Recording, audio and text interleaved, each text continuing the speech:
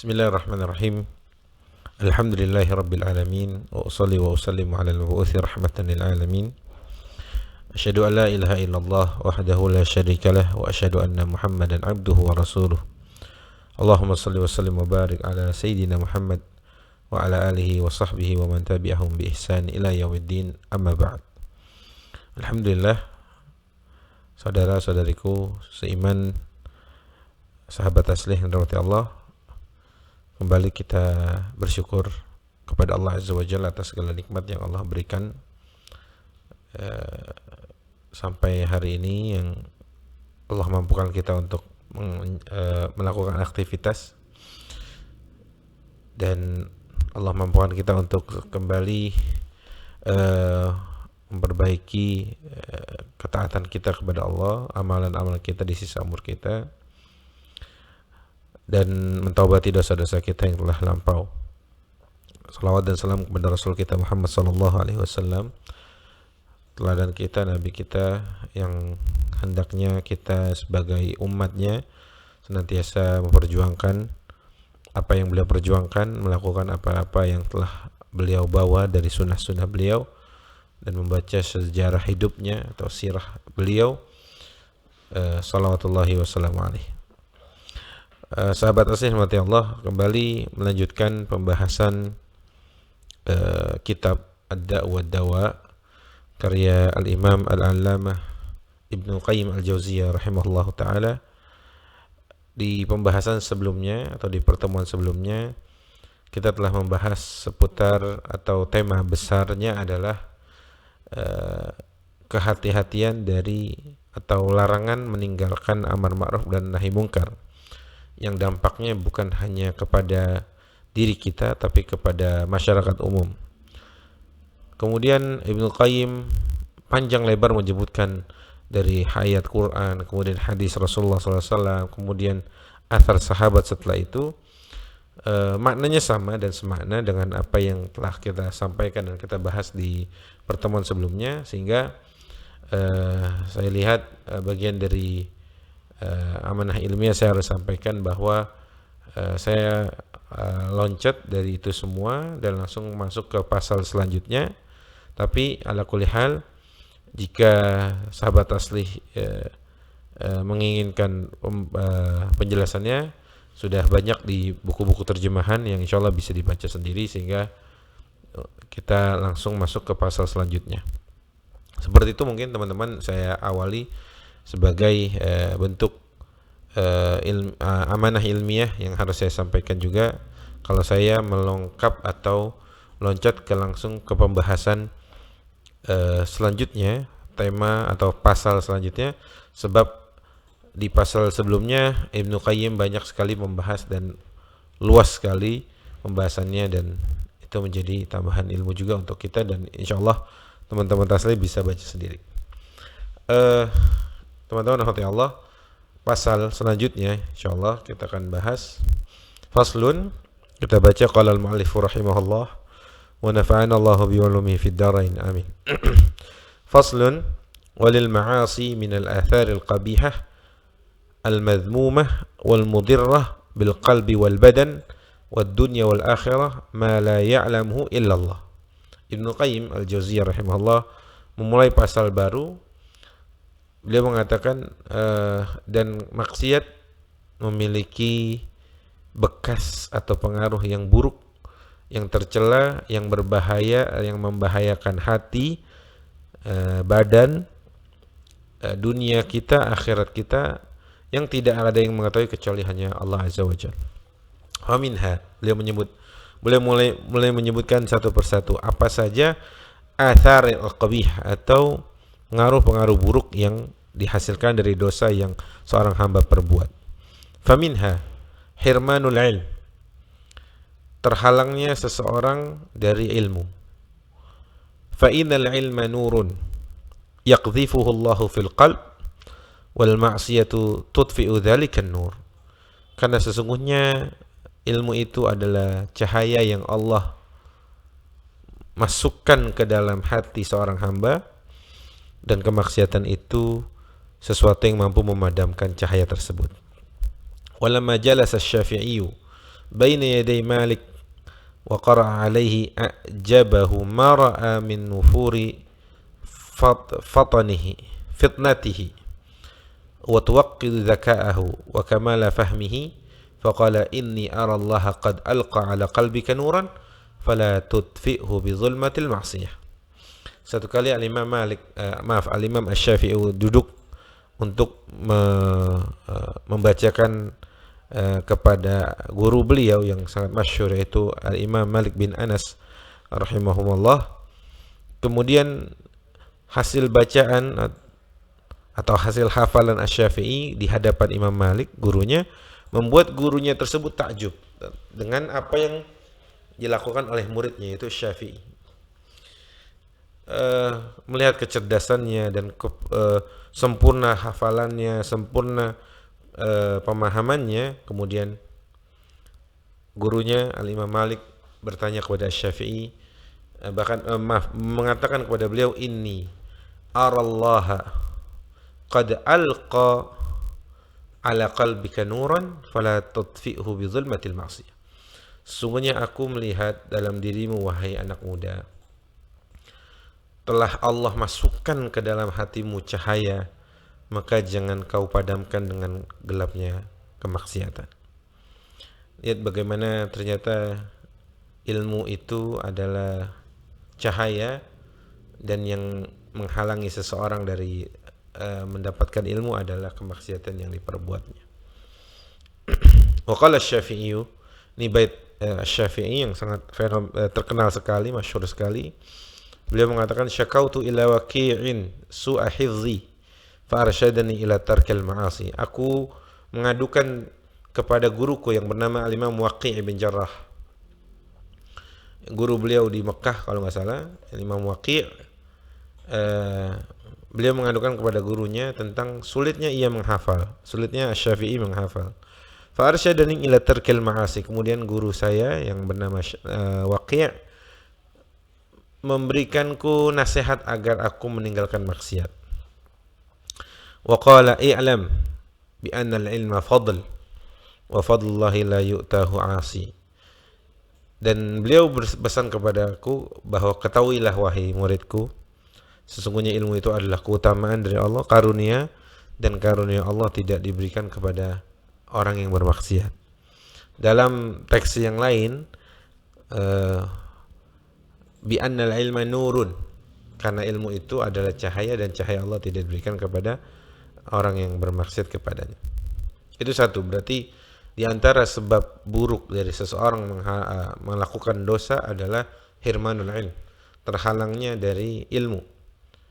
Maka jangan berharap ilmu itu akan bersemayam dalam hati kita, berada dalam hati kita jika kita belum bisa meninggalkan maksiat kepada Allah, sehingga tadi tidak akan pernah bertemu antara cahaya dengan kegelapan. Tidak akan pernah. Jika cahaya ada berarti kegelapan akan hilang. Sebagaimana gelap muncul pasti cahaya akan tidak ada. Yang pertama tadi apa? Hirman al-ilm, terhalangnya seseorang dari ilmu sebab dosa yang ia perbuat. Yang kedua beliau mengatakan, wa minha hirmanur rizq. Dan di antara pengaruh dosa yang buruk adalah terhalangnya seseorang dari rizki. Wa fil musnad, dalam kitab Musnad Imam Ahmad dikatakan, innal abda la yuhramur rizqa bidzanbi yusibuhu wa qad taqaddam. Sesungguhnya seorang hamba la yuhramur rizq, sungguh terhalang dari rizki dengan sebab dosa yang ia perbuat. Wa kama anna taqwallahi majlabatun lirizq,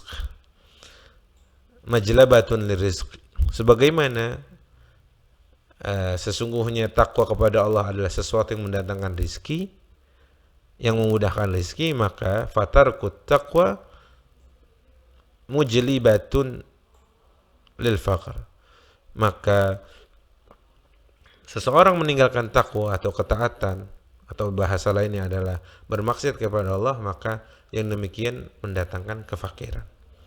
Famastujliba rizqullahi bimithli tarkil ma'asi, dan tidaklah rizki Allah itu dicabut, diambil bimithli tarkil ma'asi, dengan sebab seseorang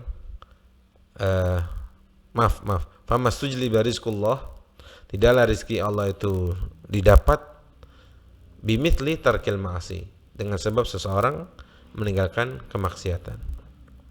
Itu sebab yang kedua, atau pengaruh dari dosa seorang hamba yang nomor dua, yaitu terhalangnya dari rizki. Kemudian wa minha, yang ketiga, beliau mengatakan wahsyatun yajiduha al-'asi fi qalbihi bainahu wa bainallah. Ada wahsyah. Wahsyah itu ketidaknyamanan atau kegundahan atau ketakutan, bisa diartikan juga, atau kesulitan atau kesempitan, sesuatu yang tidak mengenakan lah. Sebab atau pengaruh dari dosa yang buruk adalah adanya rasa takut dalam diri seseorang atau rasa gelisah dalam diri seseorang yang sering berbuat dosa, ya, di dalam hatinya, yang memisahkan antara dirinya dengan Allah, bainahu wa bainallah. La yuwazinuha wa la yuqarinuha ladzatin aslan. Ladzatun aslan. Yang tidak bisa ditimbang, tidak bisa diukur dengan kelezatan apapun.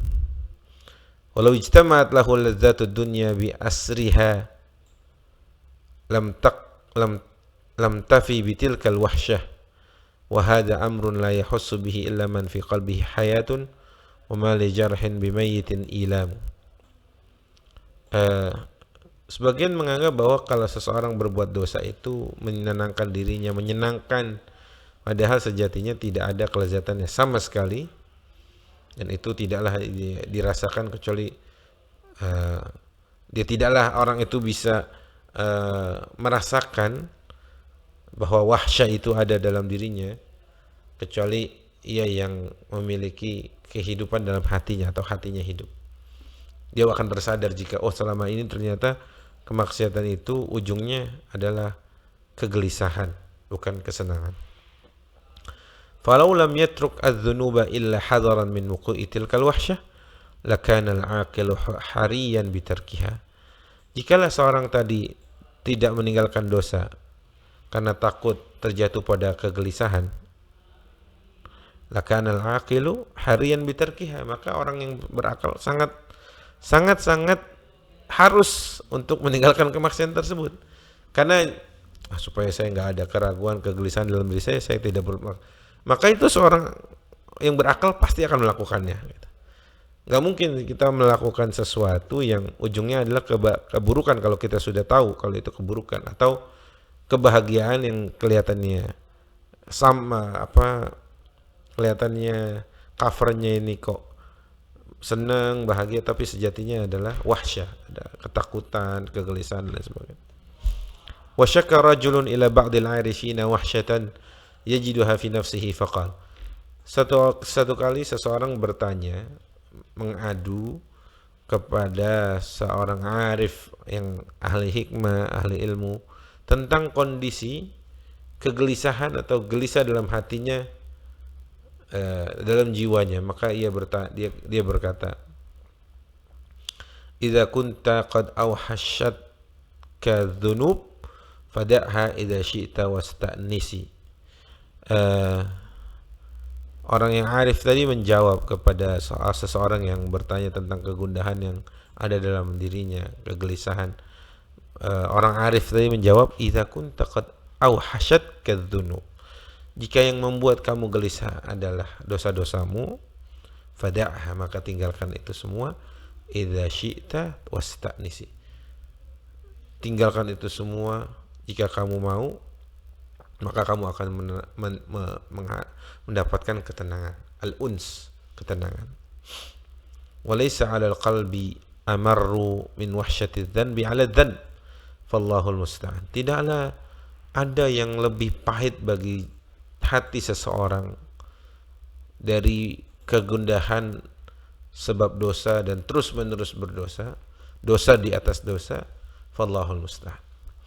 Wa minha, Kemudian selanjutnya beliau menambahkan tentang pengaruh atau dampak buruk dari seseorang melakukan dosa, yaitu al-wahsyatul lati tahsulu lahu bainahu wa bainan nas. Jadi tadi kan bainahu wa bainallah. Ada sesuatu yang mengganjal, menggelisah antara dirinya dengan Allah, kali ini antara dirinya dengan manusia. Wala siyama ahlul khairi minhum fa innahu yajidu wahsyatan bainahu wa bainahum. Wa kullama quyat tilkal wahsyah ba'uda minhum wa min mujalasatin. Jadi ada semacam hal yang bisa terdeteksi meskipun tidak bisa kelihatan, namun bisa dirasakan antara orang yang sering berbuat dosa dengan orang yang jarang berbuat dosa. Ini ahli dzunub sama ahli ta'at. Ahli ta'at akan merasakan ada aura-aura yang beda yang keluar dari seorang ahlul maksiyah. Sehingga ahli ta'at ini, orang yang rajin berbuat taat ini, berusaha menjauh dari bergaul dengan mereka. Karena ada wahsyah tadi, wahsyah, ada kegelisahan, kok sama dia kok duduk gak enak, duduk gak tenang, gak ada kenyamanan sama sekali ngobrolnya, bahkan kayak lebih terkesannya menyeramkan mungkin. Itu akan ada seperti itu dampak buruk dari dosa. Wa harima barakatal intifa'i bihim wa qurba min hizbi syaitan biqadri ma ba'uda min hizbi rahman. Orang yang tadi malah akan mengajak kita kepada hizbus syaitan, golongan atau mereka yang dekat dengan setan daripada dekat dengan Ar-Rahman, yaitu Allah. Wa taqwa hadhihi al-wahsyah hatta tastahkim fataqa'u bainahu wa bain imra'atihi wa waladihi wa aqaribihi wa bainahu wa bain nafsihi fatarahu mustawhishan min nafsihi. Bahkan dampak buruknya langsung bisa dirasakan oleh orang-orang terdekatnya, yaitu istrinya, ya anaknya, ya kerabat-kerabat dekatnya, dan lain sebagainya. Wa qala ba'du salaf inni la a'sillaha fa ara dhalika fi khuluqi dabbati wa mar'ati. Para salaf, sebagian dari mereka mengatakan, inni la a'sillah, sesungguhnya aku saat aku bermaksud kepada Allah, maka aku langsung mendapati perubahan atau dampak buruk dari kemaksiatan yang aku perbuat, dari akhlak, dari perangai hewan tungganganku dan perangai istriku. Jadi jangan-jangan kita para suami, kenapa istri kita mungkin agak susah kita nasihati, itu jangan-jangan widzan bin yusibuna, mungkin gara-gara dosa kita yang para salaf sebagian mengatakan sebab dosa saya akhirnya bahkan hewan tunggangan saya perangainya buruk, bahkan istri saya, anak-anak susah diatur mungkin. Maka seorang ayah juga harus introspeksi tentang jangan-jangan ada dosa yang saya perbuat sehingga dampaknya dirasakan bukan langsung ke saya, tapi kepada orang-orang yang di bawah tanggungan saya. Maka ini penting sekali untuk kita renungi para suami, agar supaya kita berhati-hati dalam bertindak, menjauhi maksiat, kemudian menjauhi hal-hal yang haram, pastikan rezeki yang dibawa ke rumah adalah halal, jauh dari syubhat, jauh dari hal-hal yang naudzubillah itu bahkan haram. Maka itu yang sangat-sangat membantu keberkahan hadir dalam rumah tangga kita. Wa minha, kemudian Ibnu Qayyim kembali menyebutkan di antara dampak buruk atau pengaruh atau bekas buruk yang ditinggalkan oleh dosa yang disebabkan oleh yang dilakukan oleh orang lain adalah ta'siru umurihi alih. Dosa tersebut tadi akan mempersulit perkara atau urusan-urusan dunianya. Fala yatawajjahu li amrin illa yajidhu mughlaqan dunahu. Seakan kalau sering berbuat kayak nggak ada jalan keluar gitu, sampai sini mentok, ada urusan ini mentok, pokoknya dipersulit. Au muta'assiran alaihi, atau dipersulit beneran. Wa hadza kama anna man ittaqallaha ja'ala lahum min amrihi yusra. Kebalikannya, orang yang sering berbuat taat, orang yang sering berbuat amal saleh, maka Allah bukakan jalan kemudahan baginya. Faman 'attala taqwa ja'ala lahu min amrihi usran.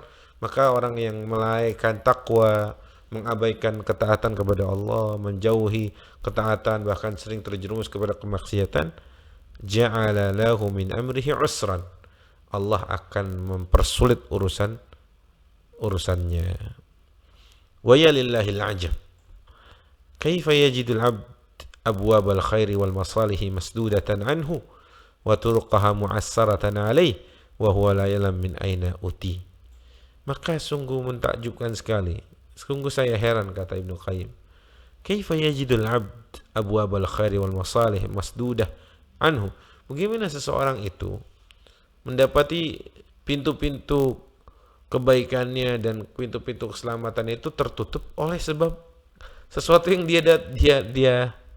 dia lakukan sendiri, dia sebabkan itu sendiri.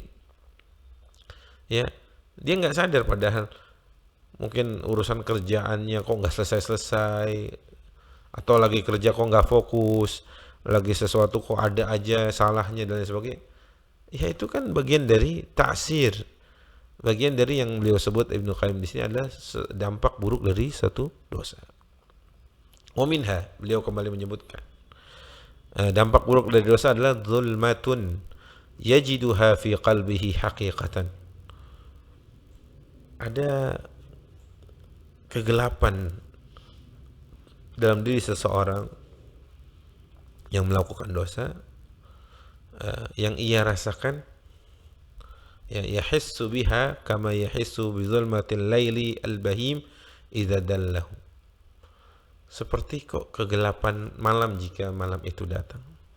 Fatasiru zulmatul maksiyati liqalbihi ka zulmatil hissiyati li basari. Sehingga dosa atau kegelapan maksiat yang menutupi hatinya persis sama dengan kegelapan yang menutupi pandangan mata telanjangnya. Fa inna ta'ata nur, karena sesungguhnya ketaatan adalah cahaya, wal ma'siyah zulmah, sedangkan kemaksiatan adalah kegelapan.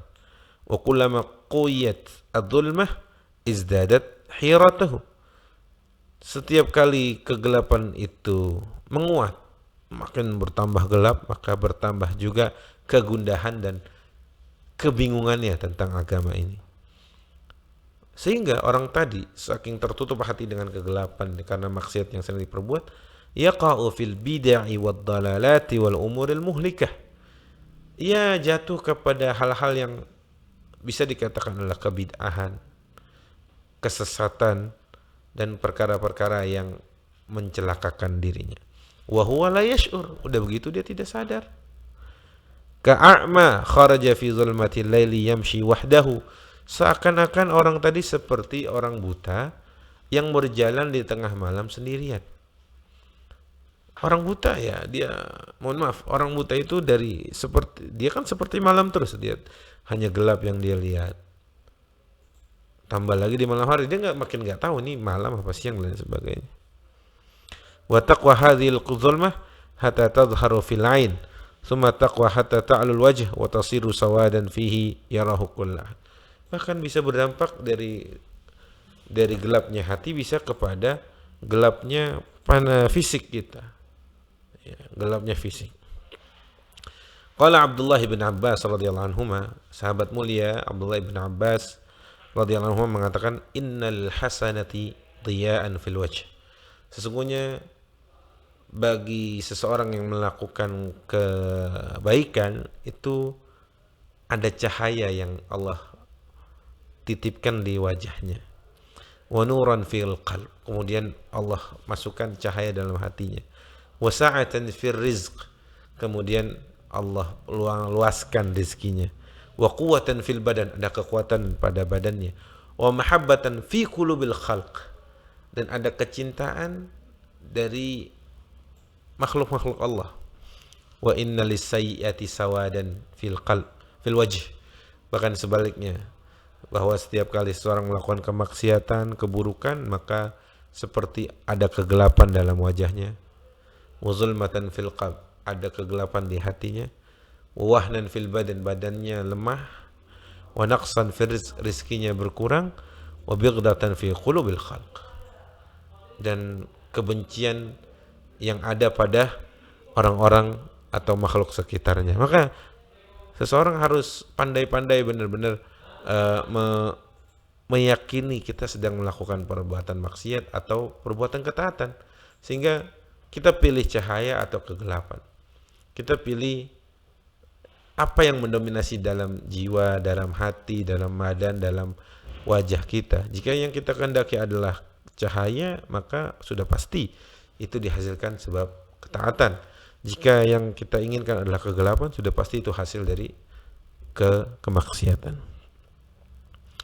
Wa minha, beliau menyebutkan, dan di antara dampak dari dosa itu adalah, dampak buruk dari dosa yang diperbuat oleh seseorang adalah annal ma'asi tuhinul qalb wal badan. Maksiatan itu melemahkan hati dan badan sekaligus. Amma wahnu halil qalb, adapun kelemahan yang berdampak pada hati adalah fa amrun zahirun bal la tazalu tuhinu hatta tuzilu hayatahu bil kulliyah.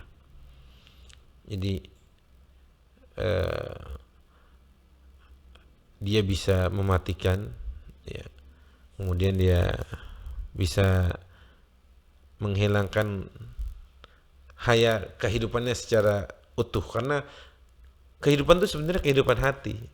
Orang fisik aja tapi hatinya mati kan juga seperti nggak ada ruh, nggak ada jiwa, yang raga aja gitu, raga cuma nggak ada jiwa, nggak ada ruhnya, kan mengerikan juga ya. Wa amma wahnu halil badan, adapun kelemahan yang ada pada badan adalah fa inal mu'min quwwatuhu fi min qalbihi, karena sesungguhnya kekuatan mukmin itu dalam hatinya. Wa kullama quya qalbuhu quya badanuhu, setiap kali hatinya, ruhnya menguat, maka badannya pasti semangat, kuat. Bukankah ruh itu yang memanggil kita untuk kita mau berjalan ke masjid meskipun masih ngantuk? Kan saat kita badan mungkin sudah belum fit, belum apa, tapi karena panggilan jiwa sehingga itu menguat. Wa amal fajir fa innahu wa in kana qawiyal badan fa huwa adhafu syai'in 'inda al-hajah. Adapun orang fajir, kesannya kelihatan badannya atletis tapi enggak ada ruhnya, sungguh itu sangat-sangat lemah sejatinya. Fatakhunuhu quwwatuhu ahwaja ma yakunu ilahi nafsih. Jadi kekuatan yang ia miliki dari fisik itu mengkhianati kekuatan jiwanya, karena ya tadi, percuma punya badan atletis tapi ternyata hatinya atau ruhnya tidak ada, malas ibadah, tertutup, bahkan naudzubillah meninggalkan perkara-perkara yang sifatnya wajib, salatnya, ya puasanya dan lain sebagainya. Wa ta'ammal quwwata abdani farisi war rum kaifa khanatuhum ahwaja ma kanu ilaiha wa qaharahum ahlul imani biquwwati abdanihim wa qulubihim. Maka silakan perhatikan, kata Ibnu Qayyim, silakan kalian perhatikan bagaimana kuatnya tentara berkuda orang-orang Persia dan Romawi, tapi dia dikhianati oleh kekuatan badan dan kelemahan hati, sehingga mereka harus dipaksa berlutut di hadapan orang-orang beriman yang kuat badannya dan kuat hatinya. Mungkin itu yang bisa kita sampaikan di kesempatan kali ini. Semoga Allah mampukan kita untuk menjauhi maksiat sejauh-jauhnya. Allah mudahkan kita untuk ketaatan, dan Allah mampukan kita untuk meninggalkan hal-hal yang menjauhkan kita dari rahmat Allah Azza wa Jalla, sehingga yang sedikit ini bermanfaat. Aqulu qouli hadza wa astaghfirullahi wa lakum. Assalamualaikum warahmatullahi wabarakatuh.